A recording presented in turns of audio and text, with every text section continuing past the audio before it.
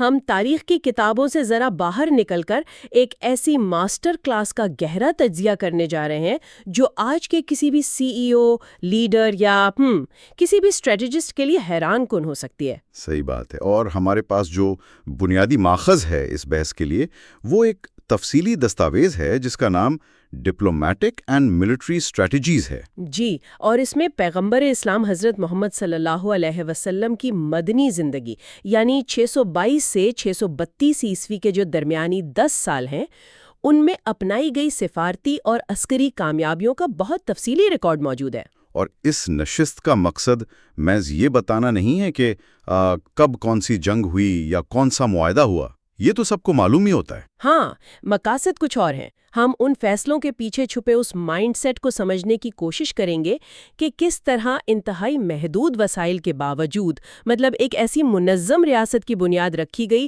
جس نے دنیا کا نقشہ ہی بدل دیا۔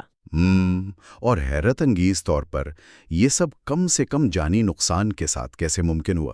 بالکل، تو چلیں ذرا اس کی تفصیل میں جاتے ہیں۔ ضرور۔ دیکھیں، اگر ہم اسے وسیع تر تناظر میں دیکھیں تو یہ 10 سالہ دور ایک ایسی منظم اور مربوط حکمت عملی کی عکاسی ہے جس نے اس وقت کے طاقت کے عالمی اور علاقائی توازن کو ہمیشہ کے لیے تبدیل کر دیا۔ طاقت کا توازن جسے بین الاقوامی تعلقات میں بیلنس آف پاور بھی کہتے ہیں۔ جی بالکل، اور اس کا ادراک مکہ کے ابتدائی دور میں ہی کر لیا گیا تھا۔ مطلب ایک بہت زبردست مثال اس وقت ملتی ہے جب مسلمانوں پر مکہ میں ظلم و ستم کی انتہا ہو گئی تھی، تو ایسے میں اپنے پیروکاروں کو بچانے کے لیے انہیں حبشہ ہجرت کرنے کی ہدایت کی گئی، جسے آج ہم ایتھیوپیا کہتے ہیں۔ بالکل وہی۔ اب سوال یہ ہے کہ حبشہ ہی کیوں؟ کیونکہ وہاں کا عیسائی بادشاہ نجاشی ایک طاقتور اور انصاف پسند حکمران مانا جاتا تھا۔ تو یہ کوئی اتفاق نہیں تھا؟ بالکل اتفاق نہیں تھا، یہ ایک انتہائی محتاط سفارتی چال تھی جس کا مقصد ایک ایسی محفوظ پناہ گاہ تلاش کرنا تھا جو قریش مکہ کے اثر و رسوخ سے بالکل باہر ہو۔ یہ تو ایک زبردست دور اندیشی تھی، اپنا ایک ایسا بیس کیمپ بنانا جہاں دشمن کی پہنچ ہی نہ ہو۔ اور پھر جب ہجرت مدینہ کا وقت آیا تو اس وقت مدینہ کی زمینی حقیقت کو سمجھنا بھی بہت ضروری ہے میرے خیال میں۔ 100% مدینہ اس وقت کوئی ایک متحد شہر تھوڑی تھا۔ ہاں، وہ ایک بکھرا ہوا معاشرہ تھا جہاں مسلمان، یہودی اور مشرکین الگ الگ دھڑوں میں بٹے ہوئے تھے۔ خاص طور پر اوس اور خزرج کے قبائل کے درمیان تو نسلوں سے خونی جنگیں چل رہی تھیں۔ میں سوچ رہی تھی کہ آج کے دور میں اگر ہم کسی کارپوریٹ مرجر کی بات کریں جہاں دو ایسی کمپنیوں کو ملانا ہو جن کے ملازم ایک دوسرے کی شکل تک نہ دیکھنا چاہتے ہوں تو یہ کتنا مشکل ہوتا ہے۔ بہت مشکل ہوتا ہے۔ لیکن مدینہ آتے ہی جس طرح اس بکھرے ہوئے ہجوم کو ایک باقاعدہ ریاستی شکل میں اکٹھا کیا گیا وہ واقعی کیس سٹڈی ہے۔ اور اسی انضمام کو قانونی شکل دینے کے لیے جو قدم اٹھایا گیا نا وہ میثاق مدینہ تھا۔ آج کی زبان میں آپ اسے ایک پرفیکٹ پلے بک کہہ سکتے ہیں۔ صحیح۔ یہ محض ایک کاغذ کا ٹکڑا نہیں تھا بلکہ ایک ایسی شاندار سفارتی کامیابی تھی جس نے مدینہ کے تمام قبائل کو ایک مشترکہ دفاعی معاہدے کا پابند کر دیا، جس میں یہ شک شامل تھی کہ اگر کوئی بیرونی حملہ آور مدینہ پر حملہ کرے گا تو سب مل کر اس کا دفاع کریں گے، چاہے ان کا مذہب کچھ بھی ہو۔ بالکل۔ اور اس کا سب سے بڑا اسٹریٹجک فائدہ یہ ہوا کہ قریش مکہ یا کسی بھی بیرونی دشمن کے لیے مدینہ کے اندر ڈیوائیڈ اینڈ رول کی پالیسی استعمال کرنا تقریباً ناممکن ہو گیا۔ اور میرا ماننا ہے کہ بات صرف شہر کے اندر تک محدود نہیں رہی۔ مدینہ کے دفاع کو مزید مضبوط کرنے کے لیے اس کے گرد و نواح کے قبائل کے ساتھ بھی دوستی اور دفاعی معاہدے کیے گئے، جیسے جوہینہ اور بنو زمرہ کے قبائل۔ جی ہاں، ان معاہدوں کا دوہرا فائدہ نظر آتا ہے۔ ایک طرف تو مدینے کے گرد دوست قبائل کا ایک ایسا حفاظتی حصار بن گیا جو کسی بھی اچانک حملے کی صورت میں پہلی دفاعی لائن بن سکتا تھا۔ اور دوسری طرف مکے کے قریش جو تجارت کے لیے شام کی طرف جاتے تھے، ان کے تجارتی راستوں کو ایک طرح سے گھیرا جا رہا تھا۔ مکے کی معیشت تو چلتی ہی ان تجارتی قافلوں پر تھی، یہ تو ان کی معاشی لائف لائن پر سیدھا اسٹریٹجک دباؤ تھا۔ بالکل درست، یہ ایک انتہائی مؤثر معاشی ناکہ بندی کی شروعات تھی۔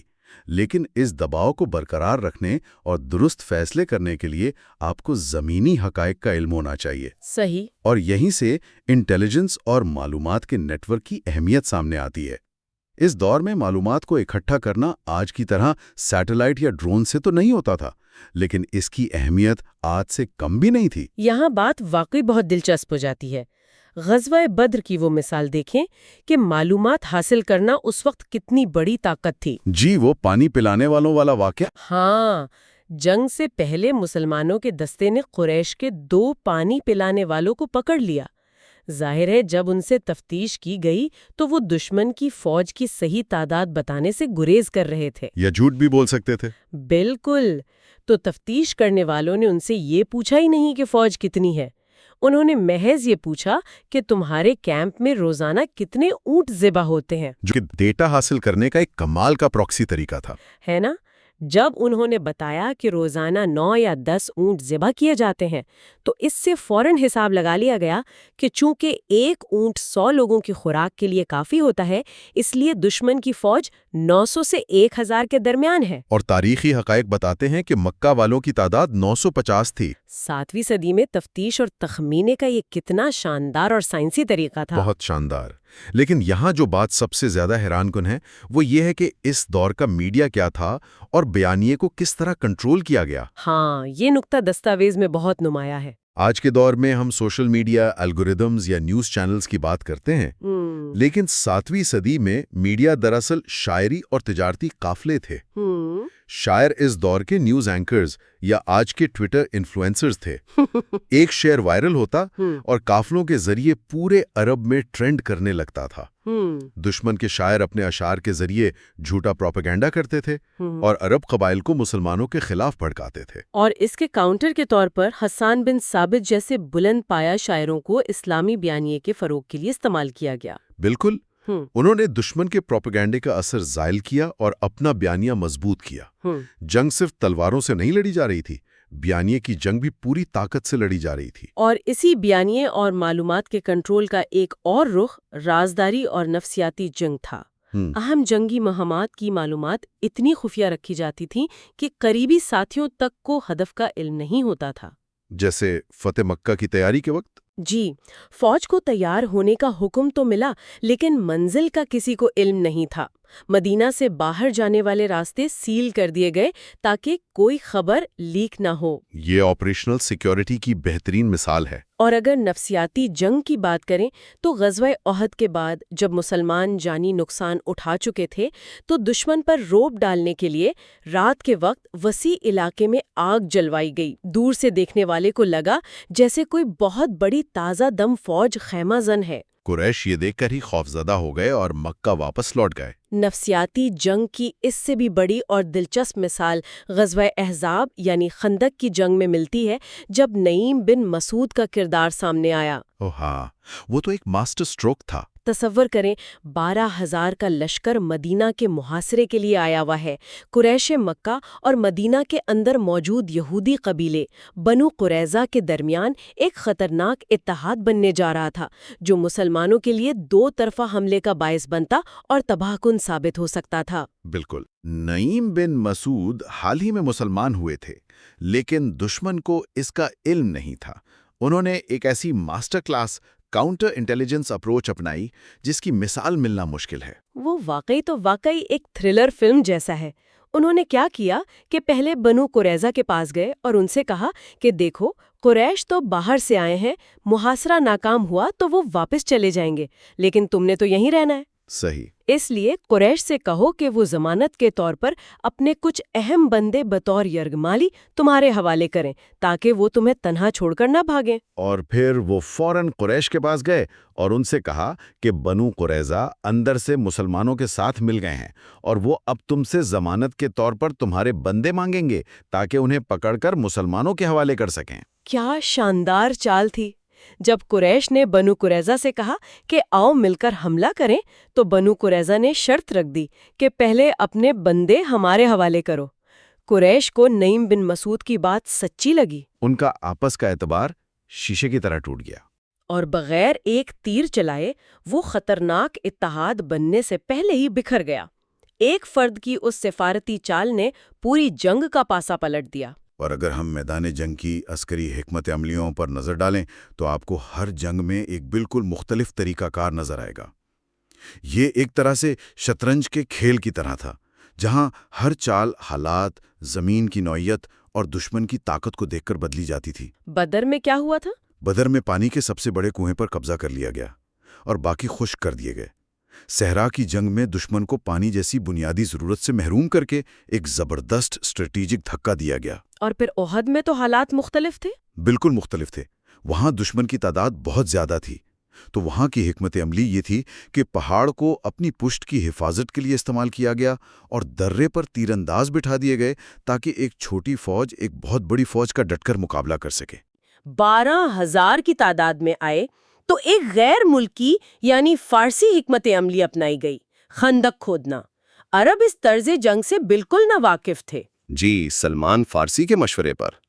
اس خندق کا کمال یہ تھا کہ اس نے قریش کے سب سے بڑے ہتھیار یعنی ان کے 600 گھڑ سواروں کو یکسر ناکارہ کر دیا۔ گھوڑے وہ خندق پار ہی نہیں کر سکتے تھے، اور اس میں ایک اور بڑی لاجسٹک چال یہ تھی کہ خندق کھودنے کے ساتھ ساتھ مدینہ کی فصلیں جو عام طور پر اس موسم میں کھیتوں میں ہوتی تھیں، محاصرے سے پہلے ہی کاٹ کر محفوظ کر لی گئیں۔ یہ فصلوں والا پوائنٹ بہت اہم ہے، کیونکہ جب 12,000 کی فوج آتی ہے تو انہیں اور ان کے جانوروں کو روزانہ ٹنوں کے حساب سے خوراک چاہیے۔ قریش کا خیال تھا کہ وہ مدینہ کے گرد و نواح کی فصلیں اور چارہ گاہیں استعمال کریں گے۔ لیکن جب وہ پہنچے تو میدان بالکل صاف تھے۔ سردی کا موسم، خوراک کی کمی اور ایک ایسا خندق نما راستہ جو وہ پار نہیں کر سکتے تھے۔ اس طویل محاصرے نے بالآخر ان کے حوصلے توڑ دیے۔ ان تمام حکمت عملیوں کا ایک ایسا حیرت انگیز نتیجہ نکلا ہے جسے سن کر واقعی ذہن دنگ رہ جاتا ہے۔ دستاویزات کے اعداد و شمار کے مطابق ان 10 سالوں میں 74 چھوٹی بڑی عسکری مہمات ہوئیں، جن میں مجموعی طور پر تقریباً 42,000 مسلمان فوجیوں نے حصہ لیا۔ یہ ایک بہت بڑی تعداد ہے۔ اب کوئی سوچے گا کہ اس پیمانے پر اگر 10 سال جنگیں ہوئی ہیں تو خون کی ندیاں بہہ گئی ہوں گی، لیکن انسانی جان کا ضیاع کتنا ہوا؟ ان تمام مہمات میں دشمن کے محض 250 اور مسلمانوں کے تقریباً 150 افراد جان سے گئے۔ یعنی کل ملا کر صرف 400 اموات۔ اتنی بڑی جغرافیائی اور سیاسی تبدیلی اور صرف 400 اموات! یہ تو مشہور چینی مفکر اور جنگی حکمت عملی کے ماہر سن تزو کی اس فلسفی کی عملی تصویر ہے کہ جنگ لڑے بغیر دشمن کا ارادہ توڑ دینا ہی سب سے بڑی فتح ہے۔ سارا زور خون بہانے پر نہیں، بلکہ دشمن کے حوصلے اور طاقت کو توڑنے پر تھا۔ اس سے ایک اہم سوال پیدا ہوتا ہے۔ اگر ہم اس بات کو مانیں کہ مسلمانوں کی طاقت اور غلبے میں مستقل اضافہ ہو رہا تھا اور ان کا حتمی ہدف مکہ تھا، تو پھر 628 عیسوی میں صلح حدیبیہ کا 10 سالہ معاہدہ کیوں کیا گیا؟ ہاں، یہ بات واقعی سوچنے والی ہے، کیونکہ بظاہر تو یہ مسلمانوں کے لیے کمزور معاہدہ لگ رہا تھا۔ تاریخ بتاتی ہے کہ کئی قریبی ساتھی اس پر انتہائی مایوس تھے، کیونکہ شرائط بظاہر ساری مکہ والوں کے حق میں تھیں۔ تو پھر یہ ایک ماسٹر سٹروک کیسے ثابت ہوا؟ ماسٹر سٹروک اس لیے تھا کیونکہ اس معاہدے کے ذریعے قریش مکہ کی طرف سے 10 سال کے لیے امن ہو گیا۔ مسلمان اپنے جنوبی محاذ یعنی مکہ کی طرف سے بالکل بے فکر ہو گئے۔ صحیح۔ اس کا فائدہ یہ ہوا کہ انہوں نے اپنا پورا دھیان اور وسائل باقی عرب قبائل اور خاص طور پر شمالی محاذ پر موجود خیبر کے ان قلعوں پر مرکوز کر دیے جو مسلسل سازشوں اور فنڈنگ کا گڑھ بنے ہوئے تھے۔ اور اسی صلح کے بعد کے پرامن عرصے میں اسلام کا پیغام تیزی سے پھیلا۔ بالکل، بہت سے قبائل مسلمان ہوئے اور 2 سال کے اندر ہی اسلامی ریاست کی طاقت میں اتنا بے پناہ اضافہ ہوا کہ سفارتی اور سیاسی منظرنامہ بدل گیا۔ اور پھر جب مکہ کے اتحادیوں نے اس صلح کی خلاف ورزی کی تو فتح مکہ کا راستہ ہموار ہوا۔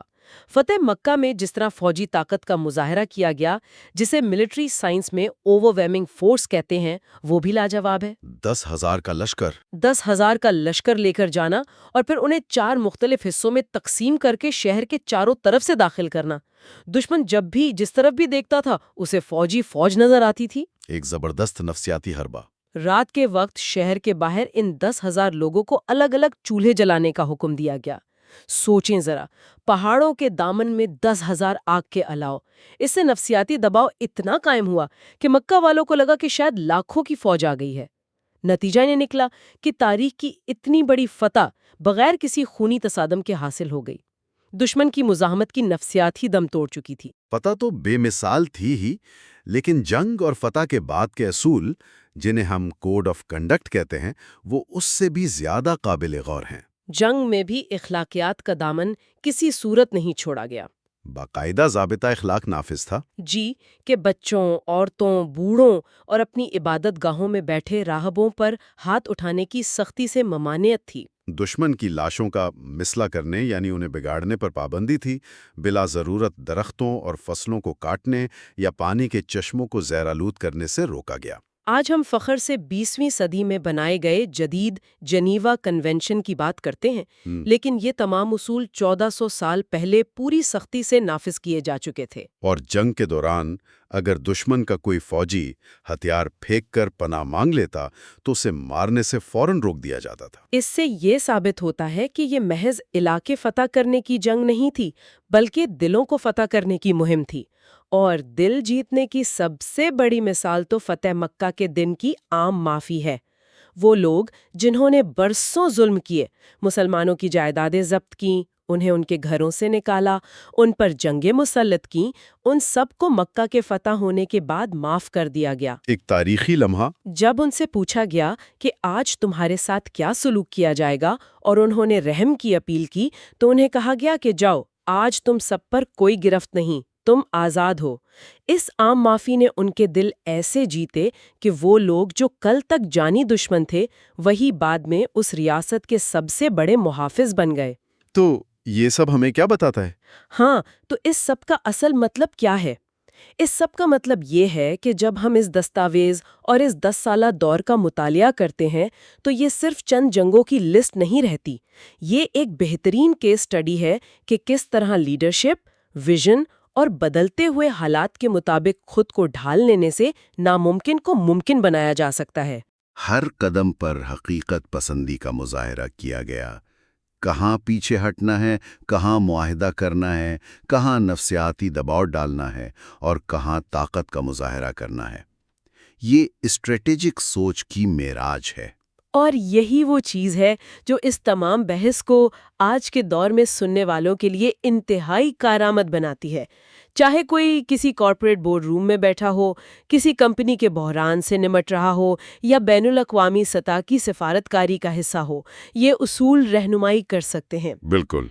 یہ ہمیں سکھاتے ہیں کہ کسی بھی پریشر کی صورتحال میں جذباتی ہونے کے بجائے ٹھنڈے دماغ سے زمینی حقائق کا جائزہ لینا کتنا ضروری ہے۔ معلومات پر گرفت رکھنا، صحیح وقت پر صحیح اتحاد بنانا، اپنے حریف کی نفسیات کو سمجھنا اور سب سے بڑھ کر اخلاقی اصولوں پر سمجھوتا کیے بغیر اپنے مقاصد حاصل کرنا، یہ وہ ٹولز ہیں جو کبھی پرانے نہیں ہوتے۔ واقعی، اور اس سارے تفصیلی جائزے کے بعد تاریخ کا مطالعہ کرنے والوں کے لیے ایک انتہائی اہم پہلو سوچنے کے لیے ابھرتا ہے۔ ہم نے دیکھا کہ پیغمبر اسلام صلی اللہ علیہ وسلم نے ہمیشہ جنگ پر صلح اور سفارتکاری کو ترجیح دی۔ جنگیں زیادہ تر دفاعی تھیں یا مجبوری کی حالت میں لڑی گئیں۔ جی، تو سوچنے کی بات یہ ہے کہ اگر مکہ کے قریش اپنے تکبر اور ہٹ دھرمی میں آ کر مسلمانوں کے خلاف اتنی شدید عسکری مہم جوئی نہ کرتے اور پرامن بقائے باہمی کا راستہ اپناتے، تو کیا جزیرہ نما عرب کا یہ تیز ترین اتحاد اور بھی جلدی اور مکمل طور پر بغیر کسی جنگ کے صرف سفارتی اور اقتصادی بنیادوں پر وجود میں آ چکا ہوتا؟ یہ ایک ایسا سوال ہے جو ہمیں تاریخ کو ایک بالکل نئے زاویے سے دیکھنے پر مجبور کرتا ہے۔